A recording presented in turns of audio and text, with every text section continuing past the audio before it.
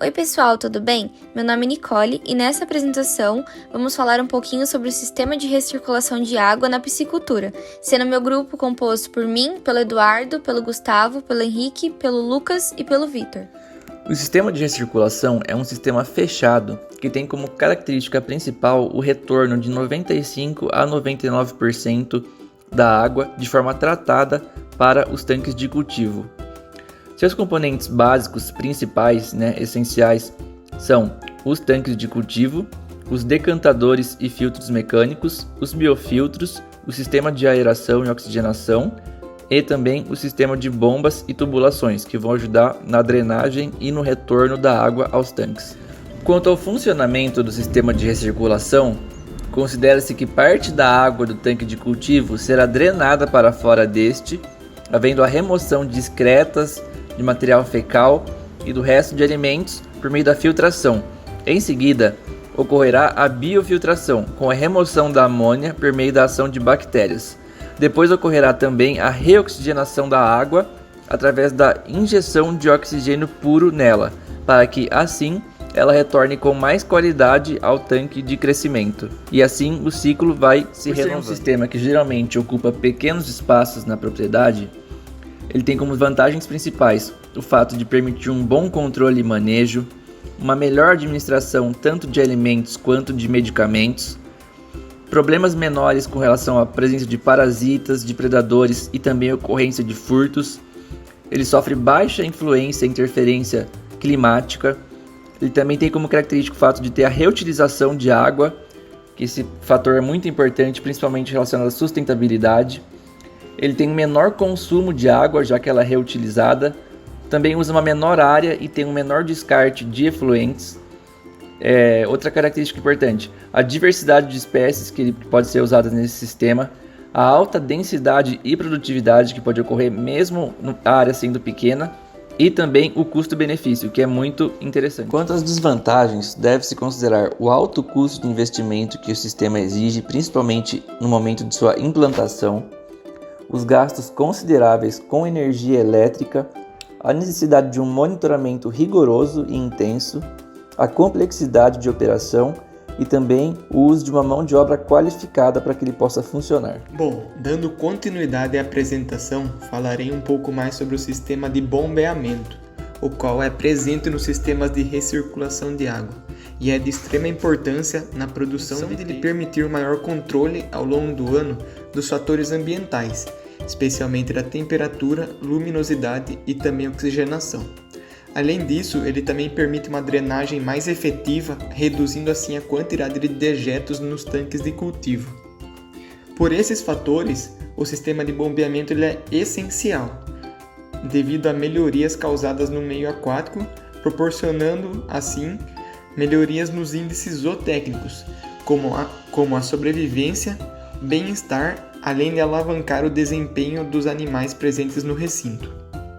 O dimensionamento das bombas e também das tubulações deve ser feito por profissionais com bom conhecimento em hidráulica, a fim de evitar seu sub- ou superdimensionamento no sistema hidráulico do empreendimento, afetando assim o desempenho total do local. A manutenção da qualidade da água é algo fundamental para o sistema de recirculação, já que se trata de um sistema fechado que vai reutilizar a água e por isso é necessário tratá-la para devolver lá no tanque dos peixes uma água de boa qualidade.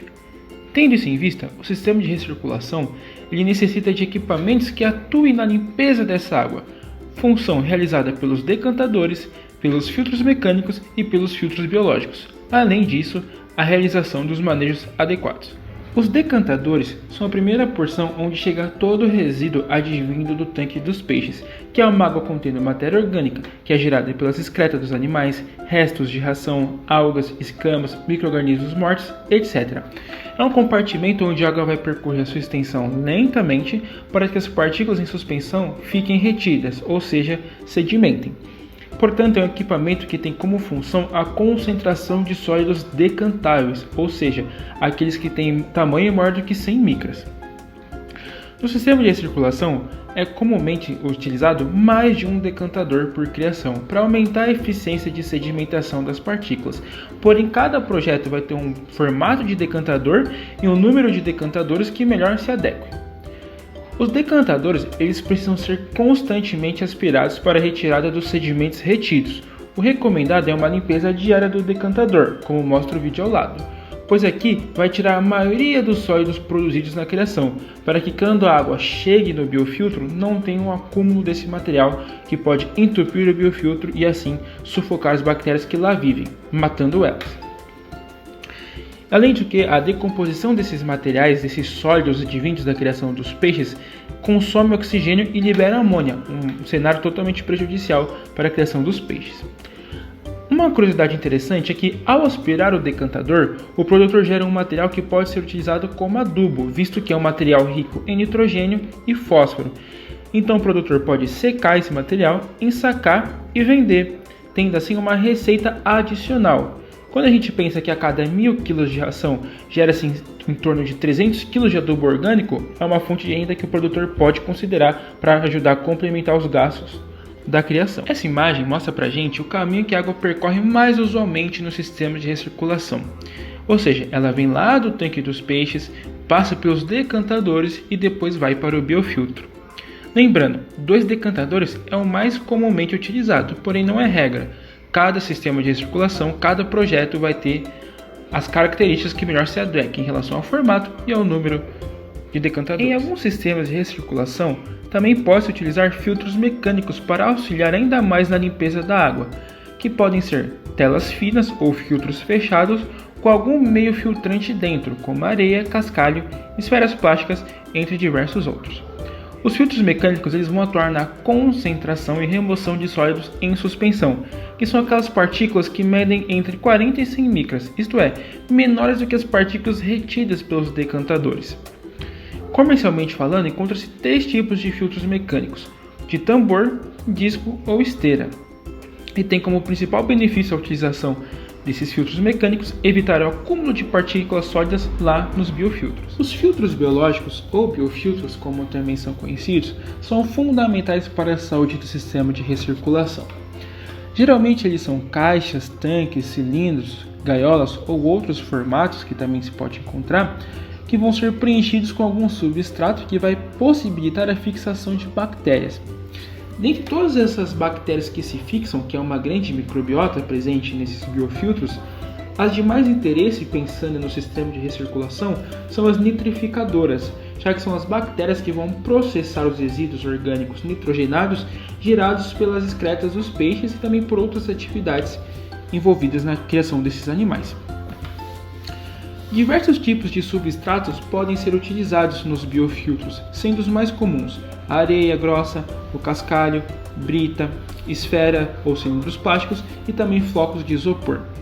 Existem diversos outros substratos que podem ser utilizados, como restos de construção, tijolos, telhas, mas os mais comuns são esses que foram citados. Então os biofiltros são locais onde vai ocorrer a nitrificação biológica, ou seja, vai acontecer a oxidação da amônia a nitrato, como mostra a reação ao lado.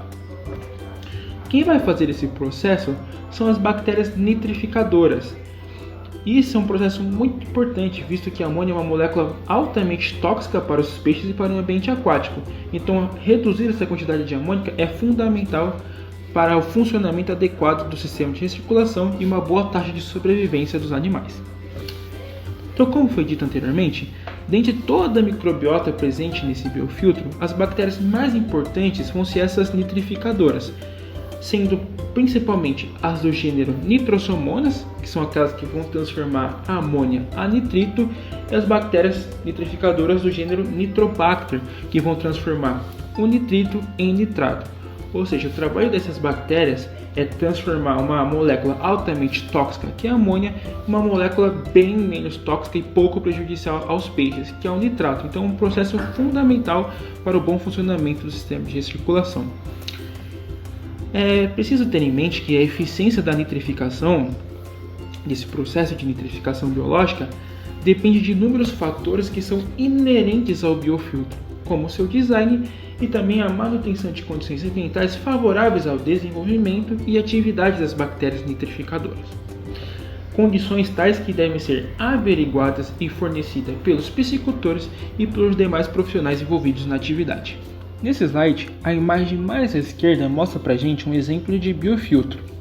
A imagem ao centro mostra esse substrato onde as bactérias vão se fixar e lá realizar a reação de nitrificação em contato com a água. Que nesse caso é um exemplo de um substrato que é uma esfera cilíndrica envolto em uma estrutura de plástico.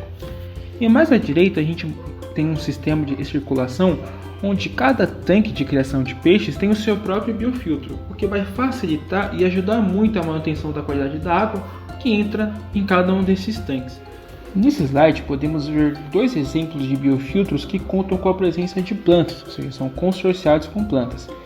É uma estratégia muito interessante de ser utilizada, pois só traz benefícios pensando no funcionamento do biofiltro, visto que as plantas, ao realizarem o processo de fotossíntese, elas vão acabar consumindo o CO2 da água, em contrapartida, fornecendo oxigênio para esse ambiente, para essa água que está presente no biofiltro.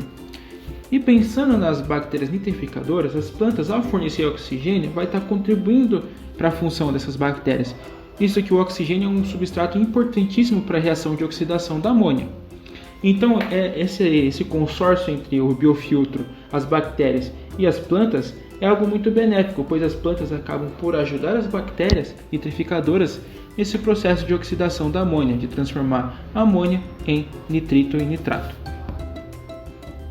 De tudo que foi exposto até agora em relação aos componentes do sistema de recirculação que vão trabalhar para manter a qualidade da água, é preciso ter em mente que, mesmo utilizando os decantadores, os filtros biológicos e os filtros mecânicos para fazer a limpeza da água, tem outros pontos que devemos ficar atentos para fazer a manutenção dessa qualidade da água, como por exemplo, o fornecimento de ração de qualidade nas proporções adequadas, que vai variar de acordo com a necessidade de peixes, evitando sobras.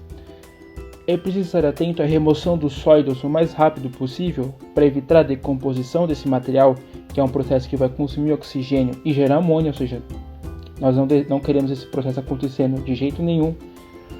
É necessário também fazer um monitoramento e correção da qualidade da água constantemente, ou seja, auxiliando os decantadores, biofiltros e os filtros mecânicos. É necessário também fazer um monitoramento e uma manutenção preventiva de todos os componentes do sistema de recirculação, pois todos funcionando bem significa que o sistema vai conseguir fluir bem. Os peixes vão estar no ambiente propício para sua criação, onde eles vão conseguir desempenhar o seu máximo potencial genético. Então, resumindo, utilizando corretamente decantadores, biofiltros, filtros mecânicos e fazendo esses pontos agora citados de maneira correta, tem-se uma manutenção da qualidade da água assegurada. A certeza de que a água que os peixes estão vivendo está de boa qualidade é maior ainda. Então tudo isso converge para uma boa criação, para um bom desempenho dos animais. A aeração é a estratégia utilizada na aquicultura que promove a dissolução de oxigênio na água, evitando que a sua concentração atinja níveis críticos, que podem causar mortalidade ou estressar severamente os animais de cultivo, fazendo com que diminua seu desempenho e produção. Em meio a várias tecnologias disponíveis na piscicultura que têm como objetivo o aumento da produtividade, a aeração artificial tem recebido grande destaque por proporcionar uma melhoria do desempenho produtivo dos animais, uma melhoria na qualidade da água e aumento na taxa de sobrevivência, além da possibilidade de intensificar a capacidade de suporte dos módulos de cultivo, possibilitando também uma maior densidade de animais por metro cúbico. Em sistemas de produção de organismos aquáticos, existe uma variedade de tipos de aeradores utilizados. Dentre os principais se destacam o aerador de aspersão, que, assim como o próprio nome já diz, realiza a aspersão de jatos de água para fora da superfície, promovendo a inserção de oxigênio, o aerador de rodas de pás, o aerador propulsor de hélice e o aerador de bomba pulverizadora, que é constituído por bombas centrífugas com força motriz, normalmente provinda de motores de alta potência, como de tratores agrícolas. Para se fazer a escolha do tipo de aerador a ser usado, é necessário se informar sobre os módulos de produção, como superfície e profundidade, sistemas de manejo, disponibilidade de energia elétrica, taxa de transferência de oxigênio e dinâmica do oxigênio dissolvido no ambiente de cultivo. Além desses, outros aspectos se tornam importantes para a escolha assertiva dos equipamentos, assim como mobilidade, durabilidade, custo de aquisição, manutenção e peças de reposição. Quanto ao uso de energia, por mais que o sistema de recirculação possa se basear em diferentes métodos, cabe salientar que ela será muito demandada em todos eles. A matriz e os recursos usados para produzir e fornecer energia ao sistema estarão diretamente relacionados à intensidade ou à possibilidade de ocorrência de impactos ambientais, bem como ao custo ao produtor. Lembrando que ela é fundamental para a ocorrência de movimentação contínua da água, para sua oxigenação e aeração e também para o controle térmico do sistema. O consumo de energia vai variar conforme o tipo de sistema a ser utilizado na área, que ele pode ser intensivo, semi-extensivo ou extensivo, mas normalmente ele acaba sendo intensivo. Vai depender também da espécie de peixe a ser implementado no local, que pode ser de água doce ou água salgada e possuir diversas características diferentes, e também do clima. Eu tinha dito anteriormente que o sistema de recirculação sofre pouca interferência do clima, mas numa situação de frio ou calor extremo, por exemplo, ele vai acabar influenciando diretamente nos gastos energéticos. Temos que saber também que quanto maior o número de peixes, maior densidade do sistema, maiores serão esses gastos com energia, porque haverá maior circulação de água para a remoção das excretas e resíduos e maior oxigenação, consequentemente. Segundo a Embrapa, o consumo nesse sistema fechado é de 1,4 a 1,8 vezes maior que nos sistemas abertos, muito pelo fato de ele exigir um grande controle e manejo diariamente, além do reuso de água que é feito nele. Devido a esses fatores, percebe-se que é necessário o uso de energia da forma mais eficiente possível. Buscando essa eficiência, o produtor economiza mais nesse quesito. Quanto à economia de energia, no sistema de bombeamento pode ser feito o uso dos inversores de frequência, que vão fazer os motores trabalharem em menor velocidade, ou seja, num fluxo um pouco mais baixo, só que sem prejudicar a recirculação, ainda gerando uma redução de cerca de 20% no consumo energético. Já no aquecimento, pode-se usar as bombas de calor, que ajudarão no controle térmico do ambiente. Em maiores estocagens, uma técnica interessante é o uso do oxigênio puro ou de uma usina de oxigênio, dependendo das condições econômicas do produtor envolvido. O fundamental em meio a tudo isso é saber usar as técnicas e equipamentos que sejam modernos e adequados para cada situação, e fora isso deve-se medir o consumo de cada componente do sistema, para que possa ser notado de forma mais fácil quando algum deles estiver danificado e gerando mais custo. Existe um formato de tanque ideal para o sistema de recirculação de água? Na verdade, o estilo de tanque ideal é aquele que irá se adequar melhor à sua propriedade.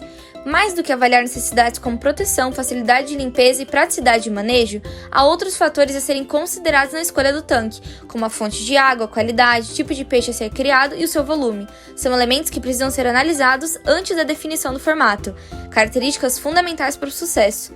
Além disso, deve-se analisar a topografia, tipo de solo e disponibilidade de material para a construção e o custo de implantação, manutenção e taxa de retorno.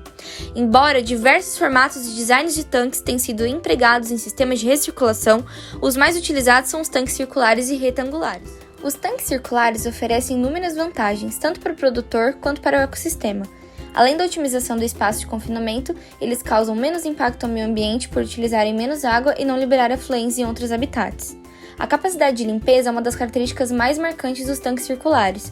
Suas forças gravitacionais e centrifugais permitem que o fluxo de água carregue os detritos sólidos para o dreno central com bastante facilidade, o que resulta em menores riscos sanitários na produção. Conseguimos observar esses drenos na parte superior do slide direita, circulados em amarelo. Os tanques circulares contribuem bastante para a produção de alimentos com qualidade nutritiva. Além da melhor disponibilidade de alimentos, eles exigem menos limpeza manual. Com isso, os trabalhadores acabam tendo contato reduzido com os animais, que desenvolvem menos estresse e crescem mais saudáveis. Como ocorre a circulação intensa de água no tanque, conseguimos favorecer assim o bem-estar dos animais, pois replicamos o habitat natural dos mesmos. Um jeito muito usual de utilização dos tanques circulares são de forma suspensa. Como o próprio nome deixa claro, os tanques suspensos são aqueles que são feitos fora do solo, isto é, são montados em cima dele, sem que haja perfuração do solo.